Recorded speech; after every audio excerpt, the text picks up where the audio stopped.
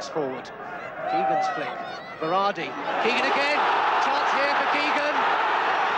He's done it. Kevin Keegan scores, and St James's Park goes absolutely wild. 15 minutes gone, and Kevin Keegan celebrates his debut with the goal. The whole of Tyneside has been praying for. Kevin Keegan telling when he wants the ball. Anderson. McDermott. He's got Keegan in the box. This is Keegan. Oh, is this it? What a magnificent goal! That's what the Geordie fans wanted. The inspiration from McDermott and the finish of Keegan. So Kevin Keegan steps forward. Will this be his 5th goal of the season for Newcastle and his 2nd of the match? Scored after 11 minutes. And now with a penalty.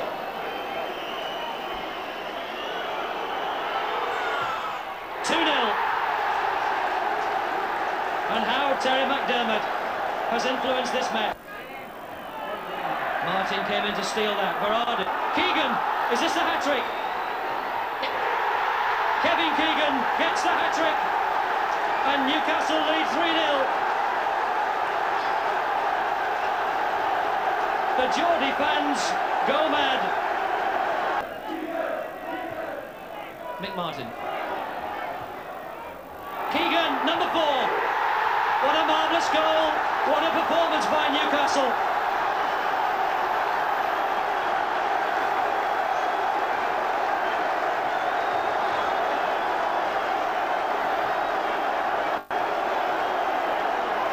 Well, what can Kevin Keegan say to Mick Martin as the whistle goes to end a match on which Kevin Keegan has stamped so much authority and written so clearly too a message for the England manager Bobby Robson.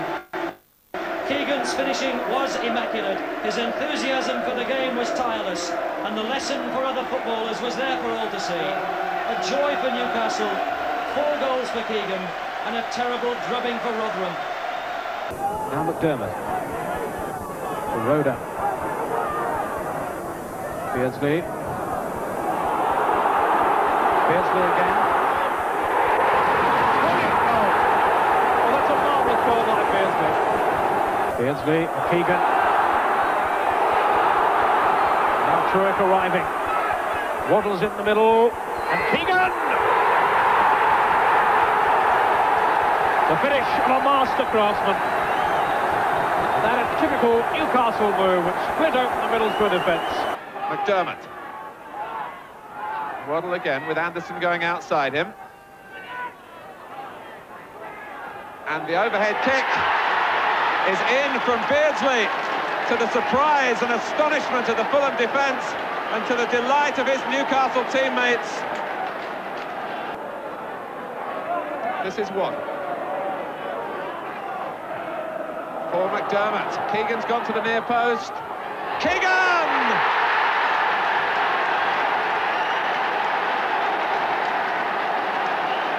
He was beginning to lose his patience with the conditions and with the pitch, but Terry McDermott brought joy for the old Liverpool combination.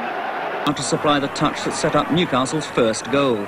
He beat City defender Mick McCarthy to Chris Waddle's long through ball, and Peter Beardsley took full advantage. United's early bombardment took just 9 minutes to produce a goal. Beardsley floats the ball to Keegan, a neat touch and a devastating finish from Waddle.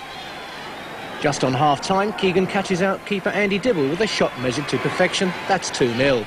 This move produced Newcastle's penalty and 3rd goal. Keegan and Waddle both involved till Beardsley takes it up, and that challenge was ruled illegal, and it's another gift for Keegan on its way. Scoring chances like that are too precious to turn down, and that's his 21st of the season. It was the Liverpool old firm who did the trick. Kenny Wharton pumped a long ball towards Keegan, a really cheeky little back heel, and Terry McDermott was following up to crack in the equaliser.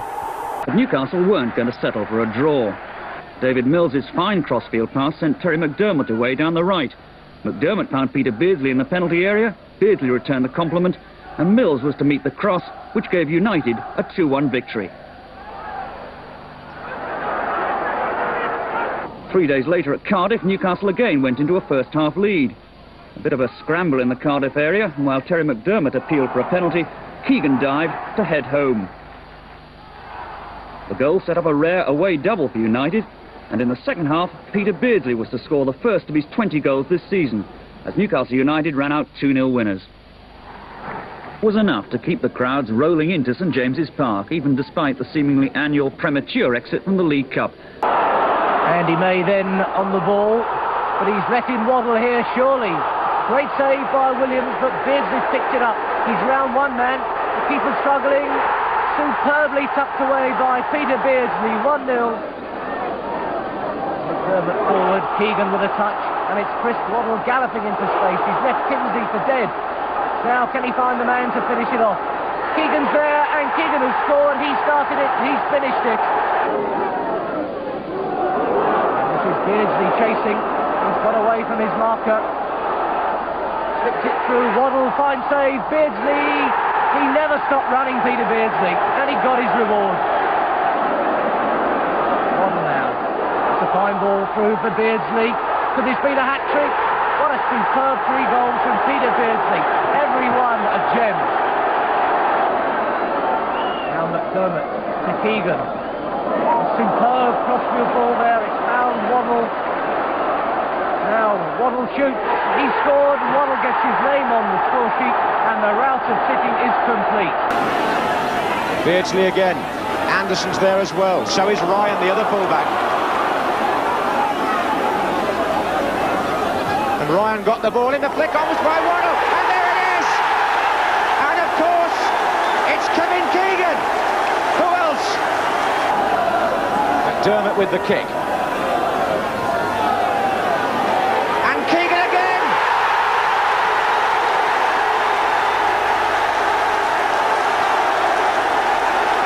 (2-1) to Newcastle. And Keegan sees the fans happy, and Lenny Lawrence can only reflect. What are your feelings about finally becoming a Newcastle player? Oh, well, obviously I'm delighted, you know. Like, there was talk about me going a couple of years ago when I left school and whatever, but I thought the time wasn't right and I went to Carlisle. But now they came in for me sort of 3 years later, and really, like you said, it's a dream move back home and back with the family, and it's nice to be home. What's it like to play with Kevin Keegan? Every day, sort of going into training and being there with him, just a tremendous thrill for me and for indeed all the lads. And really, you can't put your finger on what he does for you.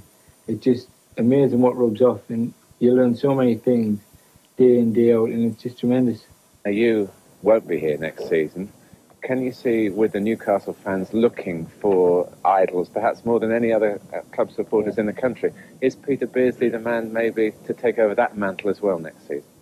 Well, you know, I think it's unfair for people to start throwing things like that around, because, you know, I've been in the game an awful long time, and I've been around a bit, and I've got a lot of experience playing for England, things like this. But I would say, without a doubt, of all the players I've seen over the last 5 years, I think he is more like probably I was at his age than any player I've ever met. And with 17 minutes gone, United fashioned a goal of real quality. Chris Waddle's great run and cross set it up, and Kevin Keegan's brave header did the rest. The collision with Derby's Graham Harvey was typical of the knocks he's taken in the United cause these past 2 seasons. Chris Waddle's ability to take defenders on was never better illustrated here. Even Kenny Burns couldn't get near him. Keegan had read Waddle's intentions perfectly, but he collected a black eye and splitting headache for his pains. There didn't appear to be a way through, but Beardsley kept his feet and his cool before slotting the ball past the advancing Steve Cherry. That was Beardsley's 17th of the season, and what a crowd favourite he's become. For close control, Beardsley's without equal in the second division.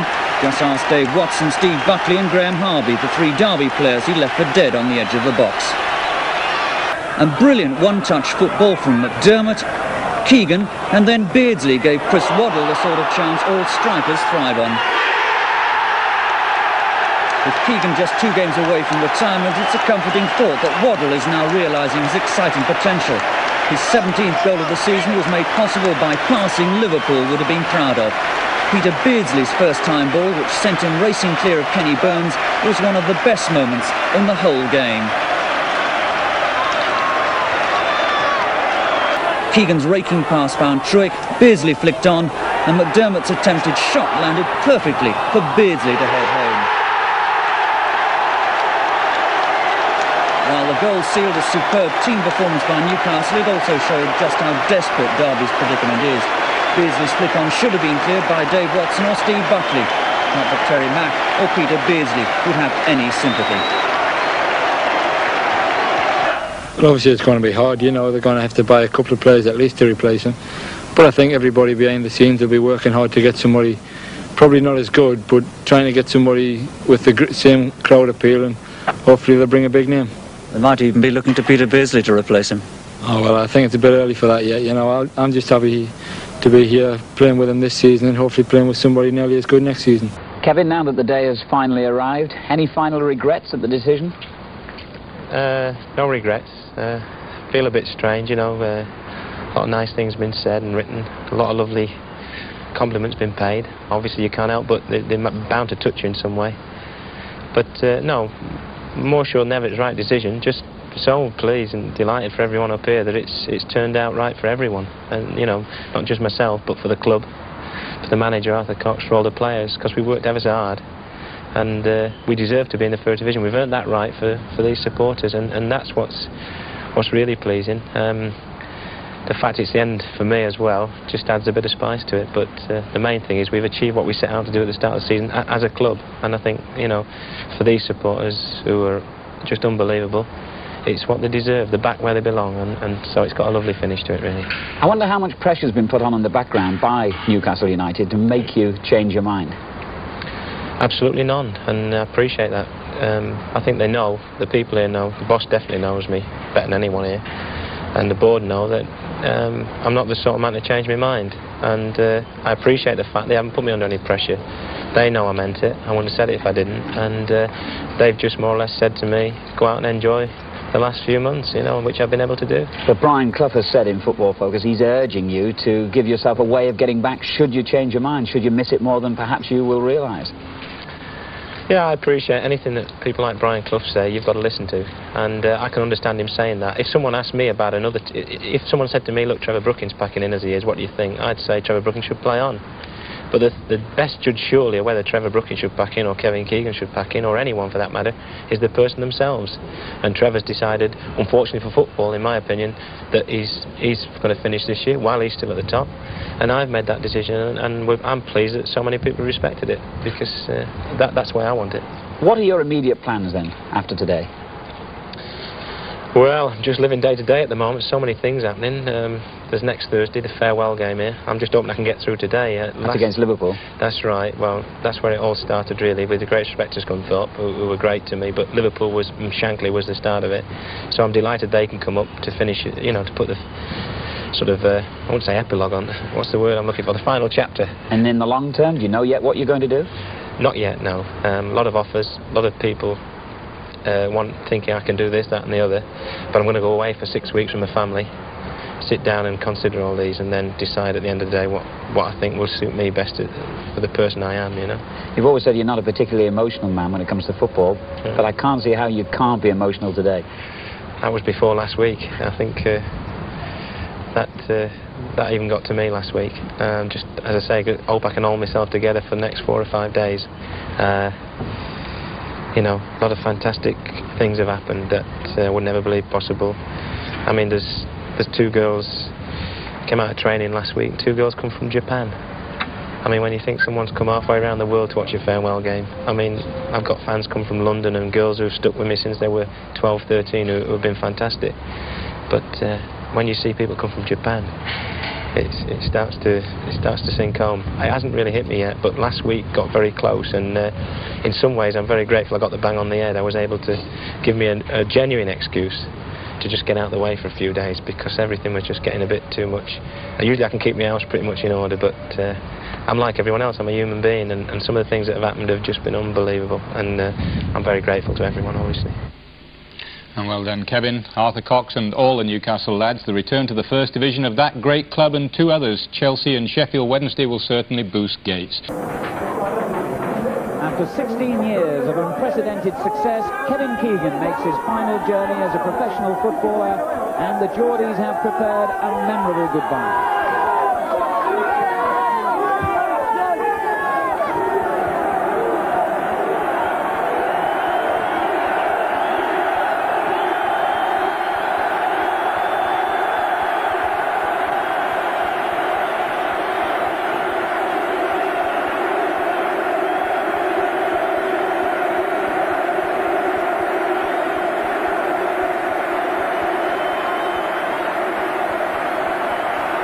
Sellout crowd of 37,000 Geordies have come to pay homage for Keegan's 500th and last ever game in the Football League.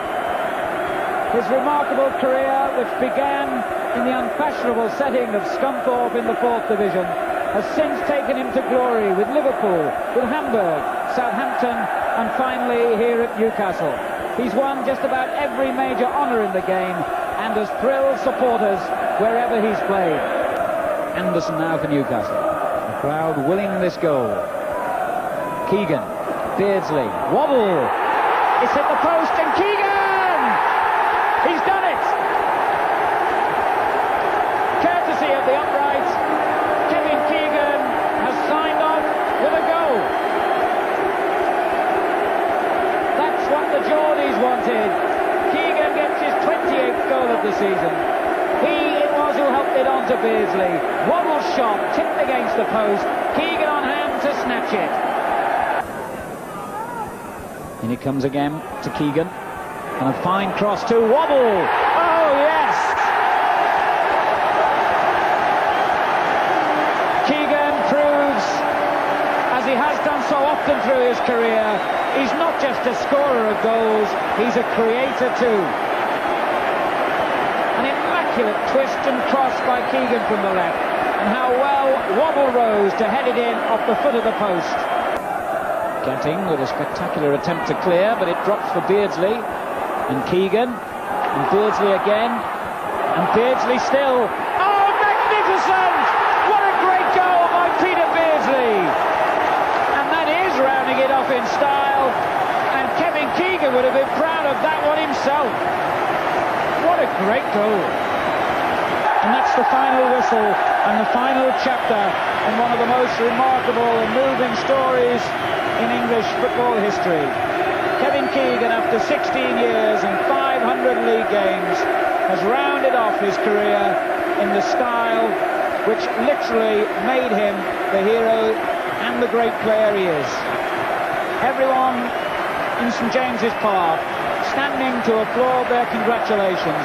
The Brighton players going to shake Keegan's hand, and the Newcastle players too, playing their part in these scenes of great emotion. Everyone in the stand on their feet now, the photographers as usual surrounding the little man with the familiar number 7 jersey, and Kevin Keegan, who's braced the game, says farewell.